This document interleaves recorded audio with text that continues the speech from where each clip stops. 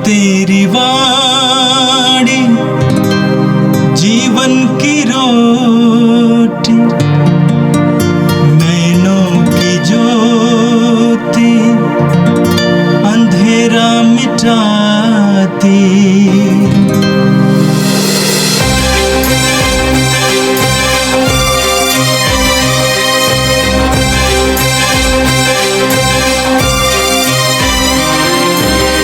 प्रभु तेरी वाणी जीवन की रोटी, नैनों की ज्योति अंधेरा मिटाती। प्रभु तेरी वाणी जीवन की रोटी, नैनों की ज्योति अंधेरा मिटाती। वाणी वाणी वाणी वाणी वाणी पवित्र है, शाश्वत है, जीवन का मन्ना है। 19 सितंबर सोमवार। पहला पाठ सूक्ति ग्रंथ अध्याय 3 पद संख्या 27 से 34 तक। प्रभु दुष्टों से घृणा करता है। पुत्र, यदि यह तुम्हारी शक्ति के बाहर न हो तो जिसके आभारी हो उसका उपकार करो। यदि तुम दे सकते हो तो अपने पड़ोसी से यह न कहो, चले जाओ फिर आना, मैं तुम्हें कल दूंगा। जो पड़ोसी तुम पर विश्वास रखता है उसके विरुद्ध षड्यंत्र मत रचो। जिसने तुम्हारे साथ कोई अन्याय नहीं किया उस मनुष्य से अकारण झगड़ा मत करो। विधर्मी से ईर्ष्या मत करो और उसके किसी भी मार्ग पर पैर न रखो, क्योंकि प्रभु दुष्टों से घृणा करता और सदाचारियों को अपना मित्र बना लेता है। दुष्ट के घर पर प्रभु का अभिशाप पड़ता है, किंतु वह धर्मी के घर को आशीर्वाद देता है। प्रभु घमंडियों को नीचा दिखाता और दीनों को अपना कृपा पात्र बना लेता है। बुद्धिमान लोगों को सम्मान मिलेगा और मूर्खों का तिरस्कार किया जाएगा। यह प्रभु की वाणी है। संत लूकस के अनुसार पवित्र सुसमाचार अध्याय 8 पद संख्या 16 से 18 तक। यीशु ने लोगों से ये कहा, कोई दीपक जलाकर बर्तन से नहीं ढकता अथवा पलंग के नीचे नहीं रखता, बल्कि वह उसे दीवट पर रख देता है, जिससे भीतर आने वाले उसका प्रकाश दे सके। ऐसा कुछ भी छिपा हुआ नहीं है जो प्रकट नहीं होगा, और ऐसा कुछ भी गुप्त नहीं है जो नहीं फैलेगा और प्रकाश में नहीं आएगा। तो इसके संबंध में सावधान रहो कि तुम किस तरह सुनते हो, क्योंकि जिसके पास कुछ है उसी को और दिया जाएगा, और जिसके पास कुछ नहीं है उसे और भी ले लिया जाएगा, जिससे वह अपना समझता है। यह प्रभु का दिव्य सुसमाचार है। क्रिस्त प्रभु की जय। प्यारे भाई और बहनों, आज से आने वाले दिनों में पुराने व्यवस्थान से हम पहला पाठ सुनते हैं। इस हफ्ते में हम सापियंशियल बुक्स, विस्डम बुक्स, जो ज्ञान के ग्रंथों से, पुराने व्यवस्थान के ऐसे ग्रंथों से पाठ सुनेंगे। इस हफ्ते में हम पहली बार हम सुनेंगे सूक्ति ग्रंथ से और इसके बाद प्रवक्ता ग्रंथ से। सूक्ति ग्रंथ उस समय लिखा गया शायद बाबुल के निर्वासन से लौटे यहूदी जो शिक्षित है और जो शिक्षा देते थे, जो समाज में अग्रणी वर्ग के थे, उनके विचारधारा हमें इन पाठों में मिलते हैं। इसकी शैली नबियों के ग्रंथ की शैली से अलग है। इस ग्रंथ में व्यक्तियों का व्यवहार, करीबी रिश्तों के लिए मार्गदर्शन और उच्च विचार और सरल जीवन के लिए बातें हमें समझाने की कोशिश किया जाता है। सूक्ति ग्रंथ यहूदी युवा पीढ़ी के लिए नैतिक और धार्मिक बातों पर प्रकाश डालने के लिए लिखा गया था और ऐसी एक शिक्षा का एक संग्रह है। धर्म के आधार पर नैतिक सत्य निष्ठा पर जोर देता है और ये भी दर्शाता है कि हमारे अच्छे कार्यों के लिए हमें पुरस्कार मिलेगा और बुरे कार्यों के लिए हमें दंड मिलेगा। आज का पाठ जो हमने सुना है, ये हमें पड़ोसी के साथ हमारे संबंधों पर, हमारे व्यवहार पर, हमारे रिश्ते पर प्रकाश डालते हैं। पुराने व्यवस्था में यहूदी के लिए पड़ोसी एक दूसरा यहूदी ही था। अपने धर्म को मानने वाले, अपने संस्कृति में पढ़ने वाले लोगों को ही पड़ोसी मानते थे। और आगे बढ़कर कोई मित्र या कोई सहयोगी, यो भी आखिरी में यहूदी ही है, पड़ोसी के रूप में देखा जाता था। परंतु सूक्ति ग्रंथ में जो पाठ हमने सुना है, उसमें पड़ोसी का अर्थ और थोड़ा व्यापक हो जाता है। सूक्ति ग्रंथ में आम पड़ोसी का थोड़ा विस्तृत मनोभाव देखते हैं, जो कौन पड़ोसी है। ये शायद ये पहला चरण है उनके दृष्टिकोण को विकसित करने के लिए और सारे दुनिया की ओर, सारे मानव की ओर अपने पड़ोसी के रूप में व्यवहार करने की दृष्टि प्रदान करती है। यीशु ने सही हमें वो भले समारी का दृष्टांत के माध्यम से ये समझाया, कोई भी इंसान, ज़रूरतमंद इंसान हमारे लिए पड़ोसी है। और एक यीशु का मनोभाव इतना विशाल था कि हमारा दुश्मन भी हमारे लिए पड़ोसी हो सकते हैं। आज का पाठ हमें सिखाता है कि हमारे किसी भी भाई या बहन जो किसी भी आवश्यकता में पड़े हैं, उसके साथ उसकी वास्तविक आवश्यकता के अनुसार हमें उसकी मदद करना चाहिए। किसी के पास, जैसे संत जॉन का पहला पत्र अध्याय 3 पद संख्या 17 और 18 में जॉन लिखते हैं, किसी के पास दुनिया की धन दौलत हो और वह अपने भाई को तंगहाली में देखकर उस पर दया न करे, तो उसमें ईश्वर का प्रेम कैसे बना सकता है। बच्चों, हम वचन से नहीं, कर्म से, मुख से नहीं, हृदय से एक दूसरे को प्यार करें। इसका अर्थ है कि केवल व्यवहार के रूप से, जैसे डिप्लोमेटिक रूप से पड़ोसी प्रेम नहीं है। हृदय की गहराई से हमें अपने पड़ोसी को मदद करना, उसको प्यार करना, उसकी ज़रूरतों को समझना और उसके साथ व्यवहार करना, ये दृष्टिकोण हमें यीशु प्रदान करते हैं।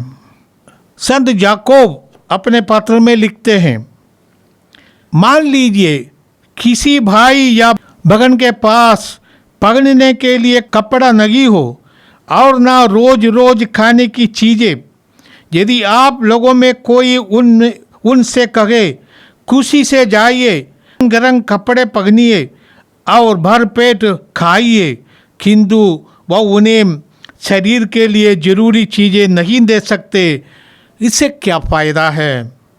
इसी तरह कर्मों के अभाव में विश्वास पूर्ण रूप से निर्जीव हो सकता है। यदि हम विश्वासी है तो हमें अपने विश्वास हमारे आचरण में, अपने व्यवहार में, अपने पड़ोसी प्रेम में दर्शाना है। केवल मुख से, जैसे प्रभु यीशु ने कहा, जो कोई मुझे ये प्रभु कहकर चिल्लाते हैं वो स्वर्ग राज्य के योग्य नहीं, परंतु जो मेरे पिता की इच्छा पूरी करेंगे। अब प्रभु ने कहा, जैसे अंतिम न्याय के दृष्टांत जो मत्ती के सुसमाचार अध्याय 25 में हम पढ़ते हैं, प्रभु ने कहा, जब तो इस छोटे से छोटे भाइयों के लिए जो कुछ तुमने किया वो तुमने मेरे लिए किया। जब तुमने इस छोटे से छोटे भाइयों के लिए कुछ नहीं किया है, तुमने मेरे लिए नहीं किया है। ये मनोभाव है पड़ोसी प्रेम के लिए कलीसिया और धर्म बाइबल नया व्यवस्था हमें देते हैं। आज के पाठ हमें ये सिखाते हैं कि किसी निर्दोष व्यक्ति के खिलाफ षड्यंत्र नहीं करना, उस व्यक्ति के खिलाफ बुरी सोच नहीं रखना जो अपने में निर्दोष है। आप जानते हैं वो निर्दोष है, ऐसे व्यक्ति के साथ झगड़ा नहीं करना और किसी के खिलाफ कुछ ऐसे ईमानदार अच्छे व्यक्तियों के खिलाफ कुछ सोचना नहीं। हमें कदापि हिंसा करने वालों के साथ देना है। हम जानते हैं प्रभु यीशु ने कहा था मत्ती का सुसमाचार अध्याय 5 पद संख्या 39 में, मैं तुमसे कहता हूँ दुष्ट का सामना नहीं करो, यदि कोई तुम्हारे दाहिने गाल पर थप्पड़ मारे तो दूसरा भी उसके सामने कर दो। दुष्टों के साथ हमें अपनी शक्ति परीक्षण के लिए नहीं जाना, कोई उससे कोई फायदा नहीं है। इसीलिए प्रभु आग्रह करते हैं दुष्टों का रास्ता हम छोड़ दे, दुष्टों के संपर्क हम छोड़ दे, इसे रिश्ता करने की जरूरत नहीं। पुराने व्यवस्था में नबियों के लिए और यहूदियों के लिए एक समस्या थी। समस्या यही है, जैसे यिर्मयाह नबी अध्याय 12 पद संख्या 1 में कहते हैं, प्रभु तू न्यायप्रिय है, मैं तुझसे शिकायत नहीं कर सकता, फिर भी तुझसे कुछ प्रसन्न करना चाहता हूँ। दुष्टों को अपने कार्यों में क्यों सफलता मिलती है, नास्तिक क्यों आराम का जीवन बिताते हैं। अय्यूबी जोब का ग्रंथ में भी हम यही पढ़ते हैं, विधर्मी क्यों जीवित रहते हैं, उनका सामर्थ्य उम्र के साथ क्यों बढ़ता रहता है। सब लोग ये प्रश्न पूछ सकते हैं। दुनिया में देखते हैं जो गलत काम में लगे हुए लोग हैं, ऐसे लोग सफलता पाते हैं, राजनीति में सफलता पाते हैं, समाज में सफलता पाते हैं।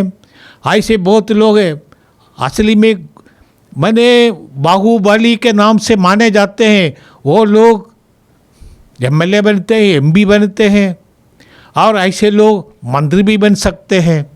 परंतु हम जानते हैं प्रभु इंसान की आज़ादी को मानते हैं। प्रभु ने आदम बाबा को आज़ादी दिया था गलत करने का, जुदास को आज़ादी दिया था यीशु के साथ विश्वासघात करने का। ईश्वर हमारा इंसान का आज़ादी को सम्मान देते हैं, मानते हैं। ईश्वर पाप से घृणा करने की हमें सिखाते, पापी से नहीं। प्रभु यीशु ने भी यही सिखाया था। यीशु के साथ इतना कठोर और निष्ठुर रूप से यहूदियों ने व्यवहार किया, परंतु यीशु क्षमा करते हैं। हम जानते हैं कि ईश्वर धर्मी लोगों से अपने रिश्ता रखते हैं, उनको अपना मित्र समझते हैं, उनको अपनी गहरी बातें समझाते हैं। प्रभु यीशु ने शिष्यों को कहा, मैं तुम्हें सेवक नहीं बोलता हूँ, मैं तुम्हें मित्र कहता हूँ। और मित्र होने के कारण अपनी दिल की बातों उनको समझाते हैं।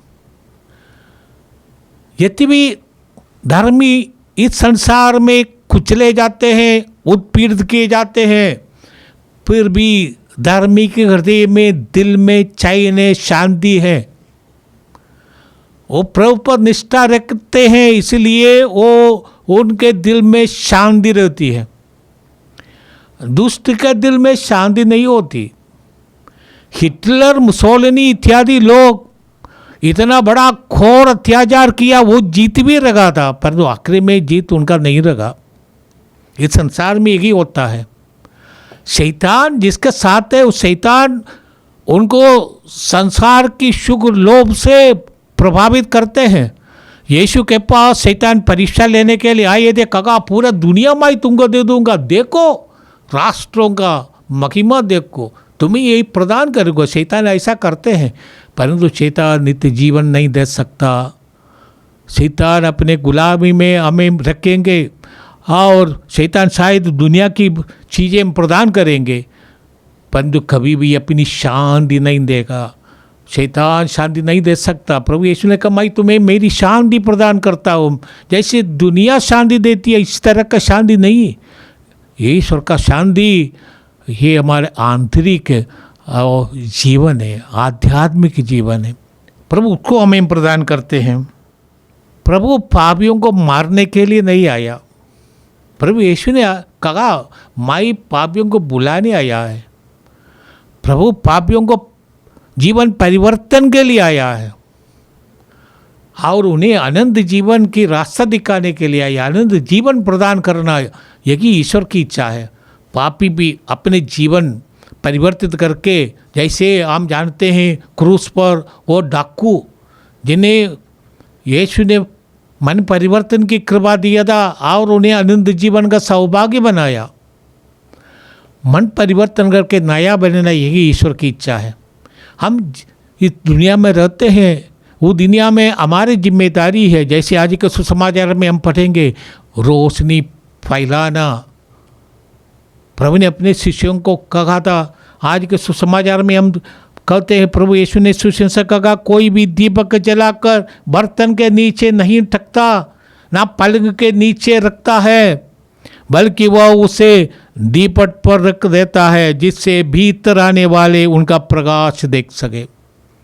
प्रभु यही चाहते हैं भले लोगों से, धार्मिक लोगों से। प्रभु यही चाहते हैं आप अपनी भले कार्य करते रहिए, आपको अपने भले कार्य छिपाना नहीं, क्योंकि आप ज्योति के संतान हैं। ये ज्योति क्या है?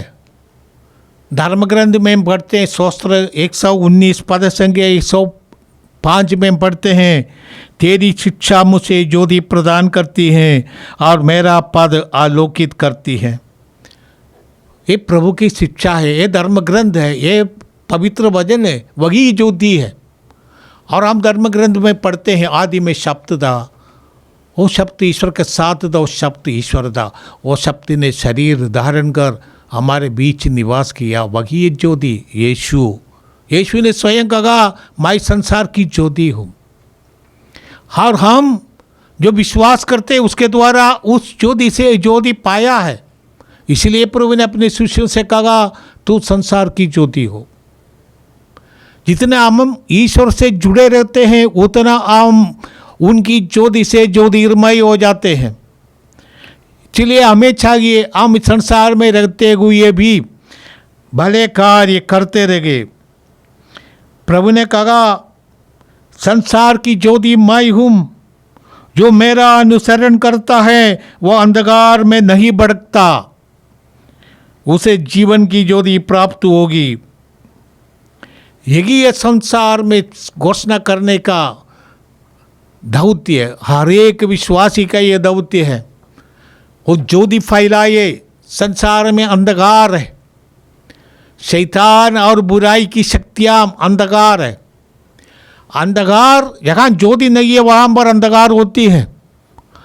अंधकार अपने आप एक अस्तित्व नहीं है अंधकार का, ज्योति के अभाव ही अंधकार है, भलाई का अभाव ही बुराई है। इसलिए हमें चाहिए अंधकार को दूर करने के लिए ज्योति बन जाए। एक छोटा सा चिराग अंधकारमय एक गुहा में या जेल के एक सेल में रोशनी रह सकता है।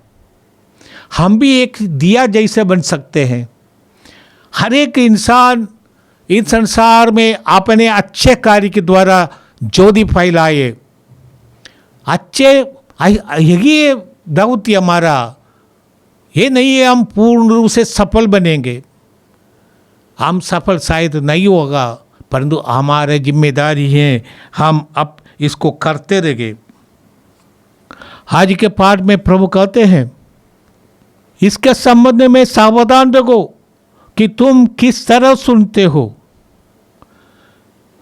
पवित्र वचन किस तरह से हम सुनते हैं, एक कान से सुनकर दूसरे कान से निकालने का नहीं, परंतु विश्वास के साथ ग्रहण करने का, आत्मसात करने का। और इसको जैसे माँ मरियम ने पवित्र वचन सुनकर ईश्वर पर विश्वास किया और वचन उनमें यीशु के रूप में रूपांतरित हो गया। हम विश्वासी पवित्र वचन को ग्रहण कर को उसको अपनाए था कि हम परिवर्तित हो जाते हैं, हम ज्योति के रूप में बदल जाते हैं। अंधकारमय संसार में ज्योति बनने में हमें शक्ति मिलती है। यही प्रभु चाहते हैं। इसलिए प्रभु आगे कहते हैं कि जिसके पास कुछ नहीं है उससे वह भी लिया जाएगा, जिसके पास कुछ है उसी को और दिया जाएगा, और जिसके पास कुछ नहीं है उससे वह भी लिया जाएगा, जिसे वह अपना समझते हैं। प्रभु ने शायद एक ही बात कहे थे वो असर्पियों के दृष्टांत के संदर्भ में भी, जिसने मेहनत करके 1 से 10 असर्पिया बनाया, जिसने 1 टैलेंट से 5 टैलेंट बनाया, और उसको वह असर्पी वो टैलेंट दिया जिन्होंने कुछ बनाया नहीं, उसको छीन लेकर जिसने मेहनत करके बनाया उसको दिया गया। यदि भी कृपा और ईश्वरीय वरदान मुफ्त में दिया जाता है इसलिए हम कृपा मानते हैं, परंतु उसको पाने के लिए हमें प्रयत्न करना है, हमें अपने को तैयार करना है। जीवन में तपस्या का यही संदर्भ है। बिना मेहनत, आध्यात्मिक रूप से मेहनत किए बिना कोई भी आध्यात्मिकता में बढ़ेंगे नहीं। यीशु सुसमाचार की घोषणा करने के पूर्व में 40 दिन उपवास करने के लिए रेगिस्तान गया। यीशु को ऐसे करने की जरूरत नहीं थी, परंतु शारीरिक रूप से, इंसान के रूप से उनको अपने को तैयार करना है। इसी तरह आध्यात्मिक प्रगति के लिए, विकास के लिए हमें तैयार करना है, तभी हम विकसित हो जाएंगे। ईश्वर का वरदान, आत्मा का अभिषेक बिना कोई मेजरमेंट का, माप के हमें दिया जाता है, परंतु ये वरदान मेरा अपना नहीं है। ये तभी मेरा हो सकता है जब मैं उसको, उसके लिए अपने को तैयार करे। हमें वरदान में बढ़ना पड़ेगा। प्रार्थना करने वालों को प्रार्थना करते करते प्रार्थना में बढ़ना है। आत्मा का अभिषेक हुए व्यक्ति के लिए अपने जीवन को आत्मा के अधीन कर देना, तब उनको और दिया जाएगा। जिनके पास कुछ है उनको और दिया जाता है, जिनके पास कुछ नहीं है उनको, उनके पास जो है वो भी छीन लिया जाएगा। जो आध्यात्मिकता, जो ईश्वरीयता, जो ईश्वर की ओर लगाव हमारे दिल में है, परंतु हम उसको आगे नहीं बढ़ाएंगे, वो नष्ट हो जाएगा, वो मर जाएगा। इसलिए प्रभु हमसे चाहते हैं, हाय हम प्रार्थना करें। ये प्रेमी पिता, आज के पहला पाठ हमें सिखाता है कि हमें अपने पड़ोसी की मदद करना है। हमें हमारा हर एक व्यक्ति का एकमात्र जिम्मेदारी है कि हम दूसरों को अपने समान प्यार करें। जो भलाई हम अपने लिए करना चाहते हैं हम अपने पड़ोसी को करें। प्रभु यीशु ने उसे आगे बढ़ाया, अपने शत्रुओं को प्यार करो, उनके लिए प्रार्थना करो, उनके लिए भलाई करो। हे प्रभु, इस शिक्षा के अनुसार जाने में तू हमें सक्षम है ना, इसलिए हमें अभिषेक चाहिए। हे प्रभु, हम तुझे धन्यवाद देते हैं, तूने हमें संसार में ज्योति बनने के लिए भेजा है। हमारे लिए ज्योति बनने के लिए जो तेल है, जो ऊर्जा है, वो तुझसे प्राप्त है। हे प्रभु, हम तेरे अनुरूप बनकर संसार में तेरे ही कार्य करते रह गए, इसलिए हमें शक्ति चाहिए। तुम्हें हमें एकमात्र जिम्मेदारी दिया है, तू संसार की ज्योति हो। पगार में बसा हुआ नगर छिप नहीं सकता। ये प्रभु, यदि हम असली में विश्वासी हैं तो विश्वास का जीवन जीना और इस तरफ से तेरी ज्योति फैलाना, ये अंधकार को दूर करेगा, बुराई को दूर करेगा।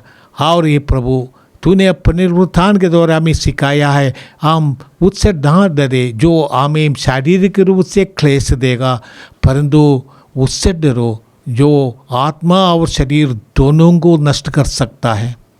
ये प्रभु, हम तुझे धन्यवाद देते हैं आज के पाठ के लिए। हमारे जीवन में तेरी ज्योति जलती रहे और आध्यात्मिकता में बढ़ने के लिए हमें पवित्र वचन से जो ज्योति और ऊर्जा मिलती है, उसके लिए तो हमें योग्य बना दे। ये प्रार्थना हम करते हैं हमारे प्रभु क्रिस्त के द्वारा, आमीन। प्रभु तेरी वाणी जीवन की रोटी, नैनों की ज्योति अंधेरा मिटाती। वाणी वाणी वाणी वाणी वाणी, पवित्र है, शाश्वत है